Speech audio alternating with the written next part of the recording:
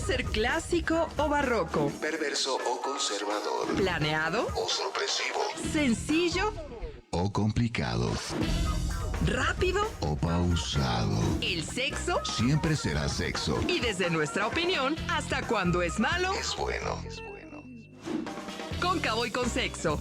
Orientación sexual para todos. ¿Cómo les va? Muy buenas noches. Me da muchísimo gusto que estén nuevamente con nosotros aquí en Cóncavo y con Sexo, platicando en esta ocasión de la ansiedad que le da a los jóvenes cuando no saben qué nombre ponerle a la relación que están viviendo. La verdad es que creo que es algo que cada vez se tiene más frecuente y que platicaba con el invitado del día de hoy fuera del aire, que pues antes no había eso, antes te decían, ¿quieres ser mi novia? Y ya con eso ya no había opción al error. Desde el principio, más o menos la mayoría de los chavos sabían dónde estaban parados, pero ahora no es así. De eso nos platica José Arce Valdés, psicólogo y doctor en ciencias sociales. Bienvenido. Muchísimas gracias, pues un gusto hablar de este fenómeno que, insisto, es por demás interesante. Claro, sí, sobre todo porque creo que habría que entender que para el ser humano es importante a nivel mental, a nivel psicológico,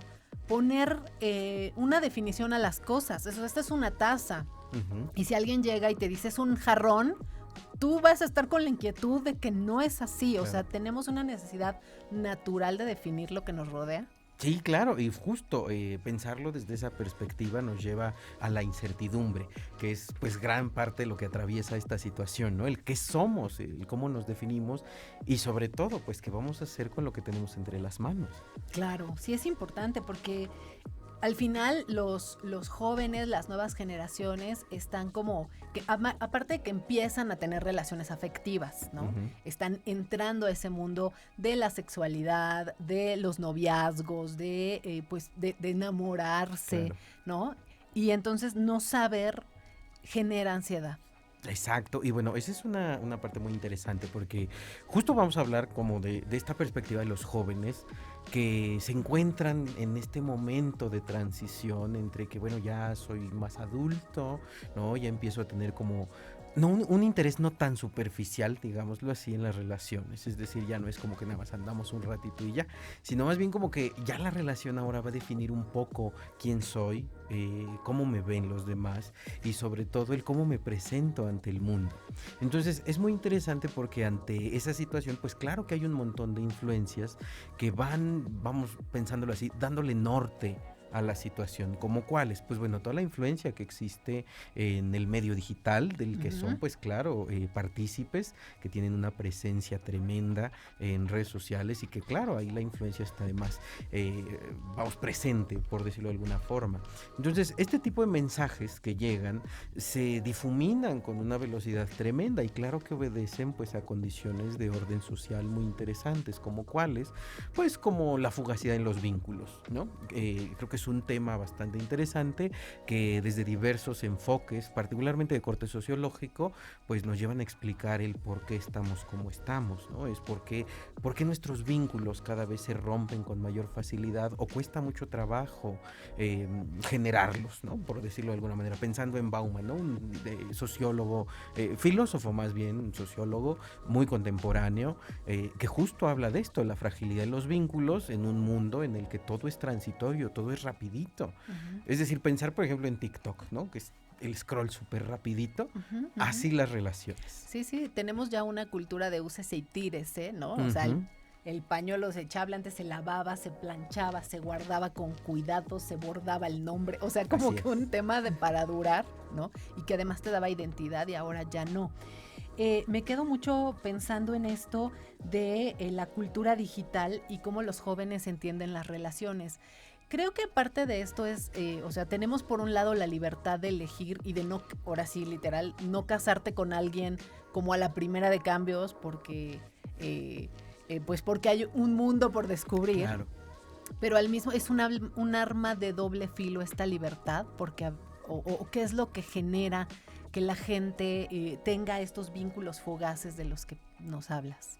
Pues esta palabrita a mí me encanta, la idea de la libertad, porque justo es algo que se ha dispersado por todos lados. Sí. La idea de, bueno, yo quiero ser independiente, yo no quiero depender de nadie, no quiero arraigarme, ¿no? Pensando, por ejemplo, en tener una familia, el costo que representa tener, por ejemplo, una familia, hacerse de una propiedad. Claro, desde una lógica contemporánea, pues estos son, vamos a decirlo de alguna manera, una suerte de obstáculos para que mi progreso como persona, pues bueno, no avance como yo deseo.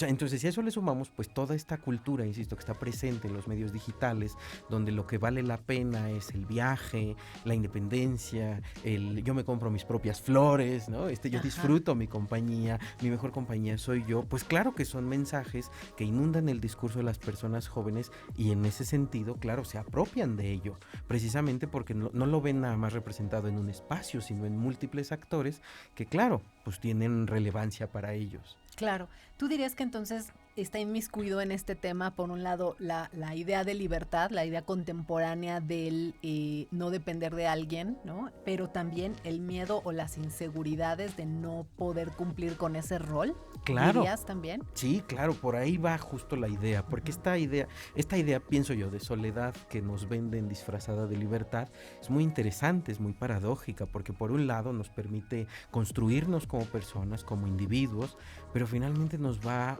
generando como esta ansiedad por mostrarnos a los demás como personas valiosas, competitivas, capaces, ¿no? que superan los desafíos. Y claro que en ese sentido, pues el hecho de verme a mí misma, a mí mismo, como un sujeto, como una persona que no tiene mucho que ofrecer tal vez, primero, eso afecta la forma en la que yo me percibo, es decir, mi autoestima. Y en segundo momento, claro que eso limita la manera en la que me voy a relacionar con los demás, dejándome pues cada vez más solito. Claro. Aquí me pongo a pensar que a lo mejor puedo ir construyendo esa parte de a lo mejor independencia, vivir solo, poder viajar, pero al no establecer un vínculo duradero, hay un tema de soledad ahí que genera la ansiedad o que también puede de alguna manera coincidir con esta otra sensación de sentirse ansioso, de no sentirse pues cómodo o de sentir que sí tiene que seguir buscando porque va a encontrar algo mejor o no sé. Sí, fíjate, hay un término muy bonito que se llama capitalismo emocional. Eva Illouz, una socióloga muy interesante que nos habla de cómo en la vida contemporánea las personas nos vamos colocando a veces como objetos que nos disponemos para el consumo de las personas, es decir, entre más capaz yo sea, entre más grados tenga, entre más títulos, entre más propiedades, claro que me vuelvo deseable, y lo vemos muy presente en las redes sociales, los hombres y las mujeres de alto valor, que efectivamente se posicionan como objetos para el consumo de una persona que esté a su nivel, por decirlo así. El problema no es ese, sino que replicar este estilo de vida, finalmente lo que hace es que busquemos no personas, sino consumidores. Y en este sentido, pues claro, quien puede pagar el precio, claro, de forma simbólica, pues nos va a llevar directamente a una relación, pero una relación basada en un consumo, en el colocarme a mí como un objeto dispuesto para que el otro me use o para que yo use a ese otro, y finalmente esa relación termina pues por no convencer, termina por romperse en el momento en el que se rompe la expectativa. Wow. Cuando se está iniciando un vínculo, es decir, cuando estamos conociendo a alguien y sentimos que queremos seguir haciéndolo, nuestra mente se activa como una alarma y nos manda un montón de mensajes que nos agobian. Si no hay nombre, no hay compromiso.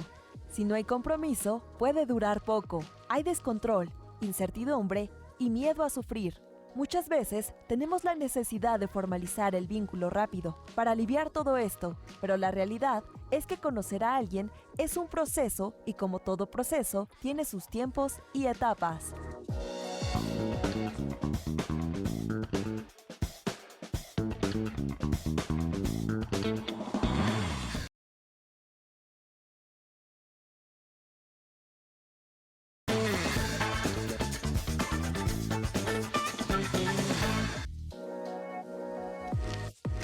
Las etiquetas solo son dañinas cuando están atribuidas a una carga social, o más bien, cuando esa carga social nos afecta. Como explica la socióloga e investigadora del Centro Interdisciplinario de la Mujer, Javiera Menchaca, lo que está en juego es la jerarquización de la pareja como la más importante.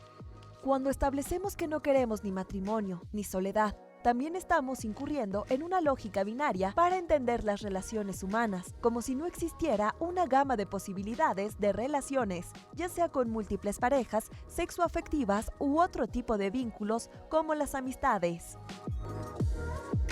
Es como otra perspectiva diferente a lo que le tocó a vivir a generaciones anteriores, ¿no es cierto? O sea, sí había como un tema de buscar, pues, no sé, alguien guapo, guapa, a lo mejor con cierto estatus, si tú quieres, pero ahora ese estatus a lo mejor puede ser falso, puede ser creado, puede ser simulado, y entonces entramos también en otra dinámica que genera aún más incertidumbre emocional a los jóvenes. Sí, justo en esa dimensión, ¿no? Y pensando en esto que bien reflexionas, sí, antaño, pues claro que nos tocó una vida distinta y las relaciones, como decías al principio, eran de otra forma, ¿no? Es decir, bueno, pues ya le ponemos nombre, somos novios, ¿no? O había gente que incluso se conocían en la primera y ya eran novios y era el matrimonio que duraba para toda la vida. Y actualmente la cosa es un tanto distinta, ¿no? Mucho, yo sí, diría. pues sí, claro, mucho, muy distinta. Sí. En la medida en la que, justo, ¿no? Esta visión de la realidad en la que tengo que ser perfecto o perfecta para los demás, pues conlleva un grado terrible de exigencia para uno mismo. Claro, y entonces ya no somos novios. ¿Cuáles son las etiquetas que le llegan a poner a estas relaciones los chicos de ahora? Porque a lo mejor muchos nos están viendo con esta inquietud, que les están viviendo ese momento, pero a lo mejor muchos son los tíos, los papás, los profesores, que no entienden también este fenómeno porque lo vemos desde afuera. Sí, pues claro, bueno, el clásico free, que yo creo que para nuestros tiempos era Ya algo era, más, ya era algo. Ajá, ya era algo, ¿no? Ya teníamos avance. Sí. Pero el quede, que es algo que yo he escuchado como muy frecuentemente con las personas jóvenes, el mientras, ¿no? Es decir, o con quien estoy saliendo. Y claro, es como esta suerte de etiquetas que a fin de cuentas hay algo, pero no somos novios, ¿no? O sea, simplemente hay un vínculo, pero todavía no oficial. Ok. Me llama mucho la atención cómo podría considerarse o los síntomas, digamos, o señales de que estamos entrando en una ansiedad por estos temas, porque a lo mejor, pues como yo veo a todos mis cuates en la misma dinámica, yo pienso que es normal, pero a lo mejor nos falta entender un poco esos focos de alarma. Ajá. De la ansiedad que me causa no saber si para mí sí es mi novio, pero a lo mejor para él solo soy un mientras, ¿no? Exacto, y esa cuestión es de verdad bien interesante, y creo que eso exige una suerte de autoanálisis, es decir, si la relación que estás sosteniendo, llámese como se llame, te empieza a generar inquietud. ¿En qué sentido va la idea de la inquietud? Es decir, que dudas en un primer momento, ¿qué estoy haciendo aquí? ¿No? En realidad, ¿qué espero de esta situación? Y eso te genera como esta suerte de angustia, como el no saber. Y claro, eso conlleva sentimientos, por ejemplo, de tristeza, de nostalgia, ¿no? Particularmente de ansiedad, la experiencia de no saber dónde estoy, qué estoy haciendo o hacia dónde vamos. Yo creo que ese primer ejercicio de revisar cómo me siento en el vínculo que tengo es el punto de partida para ver si esa cuestión me está llevando a un plano a lo mejor un tanto más sano, un tanto más, digámoslo así, respetuoso, responsable y sobre todo cuidadoso, ¿no? De lo que estoy haciendo con mi vida, o si me estoy orientando pues a una situación en la que la incertidumbre lo único que me hace es ponerme triste, revisar las redes sociales con mucha frecuencia, esperar una respuesta, el sentirme mal si me dejan en visto o si empiezo a darme cuenta que hay más vínculos que esa persona tiene y que claro, al no ponerle nombre, pues se encuentra como en esta suerte de libertad de hacerlo. El típico de, pues nunca quedamos que éramos exclusivos, ¿no? Exacto. Y pues, ¿con qué cara le digo? ¿No? Y Así entonces viene también esta parte de,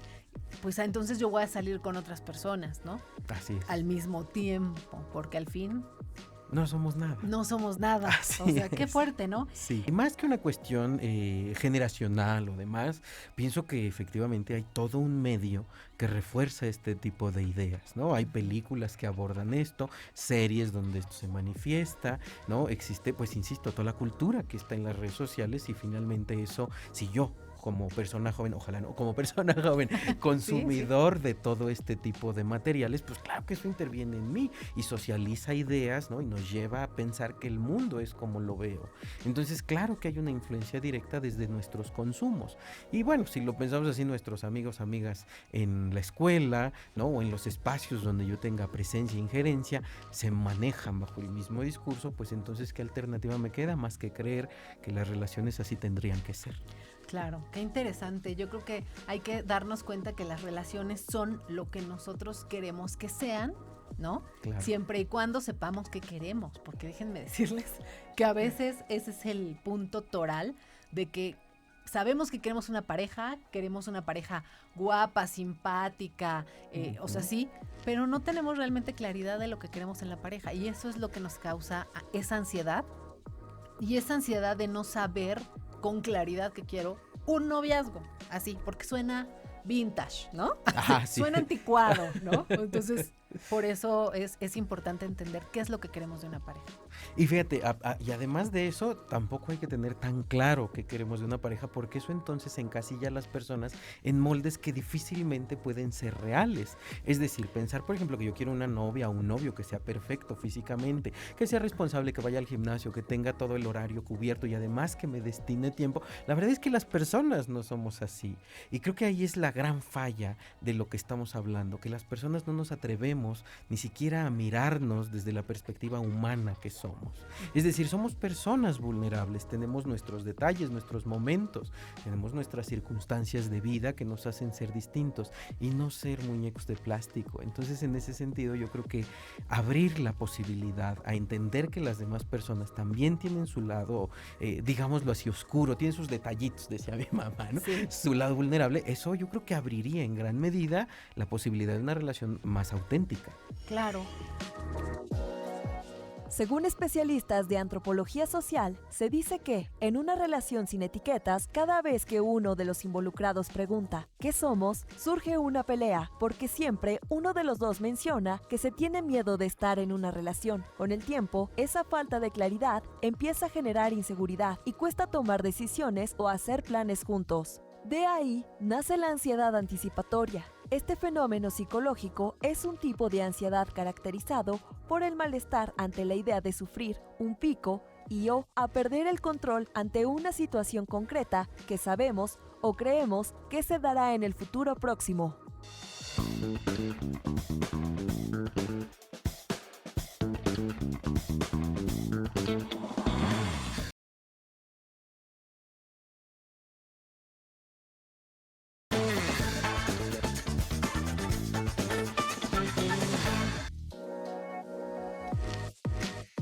Es importante tener en cuenta que las relaciones sin etiquetas no implican una falta de compromiso o respeto, es solo que tiene una estructura que es más flexible, donde la comunicación abierta y el consentimiento mutuo son fundamentales. Es muy importante establecer límites claros y respetar las necesidades de cada persona involucrada, ya que sigue siendo una parte integral de la dinámica.